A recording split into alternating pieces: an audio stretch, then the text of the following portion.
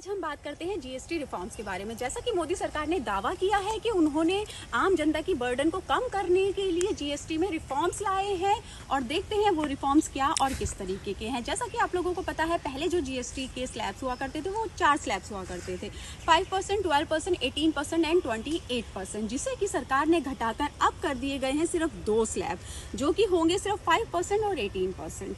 तो ये जो 12 और 28% है, इनका क्या हुआ? तो आइए मैं आपको बताती हूँ उनका क्या हुआ। जो 5% वाला स्लैब है, उसी में 12% वाले आइटम्स मर्ज कर दिए गए हैं, और जिन गुड्स पे 28% जीएसटी लगता था, अब वो सारे चले गए हैं 18% वाले स्लैब में। तो अब आप लोग सोच रहे होंगे, वाह सरकार ने तो बहुत अच्छा किया, हमारे तो जीएसटी रिफॉर्म्स होने से हमें कम दाम में बहुत सारे सामान उपलब्ध होंगे। लेकिन अब मैं आपको बताने जा रही हूँ वो ट्विस्ट।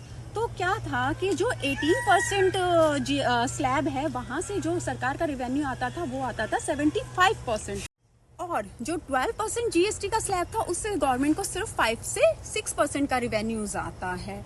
तो अब आप देख लीजिए, और जो 28% वाला जीएसटी है, उसमें भी टर्म्स कंडीशन लगाए हुए हैं। सिर्फ 90% items from the 28% slab will be go into 18%, remaining 10% will be charge 40% GST. जी हाँ, 40% जीएसटी के अंदर 10% आइटम्स रखे हैं जो कि आते थे 28 में, जो कि हमारे लग्जरीज आइटम है, उन पे अब लगेगा 40%। तो ऑटोमेटिकली अगर देखा जाए तो अब 3 जीएसटी की स्लैब्स है, जो कि है 5%, 18% एंड 40%। तो अब देख लीजिए, ये जनता की भलाई है या सरकार की कमाई।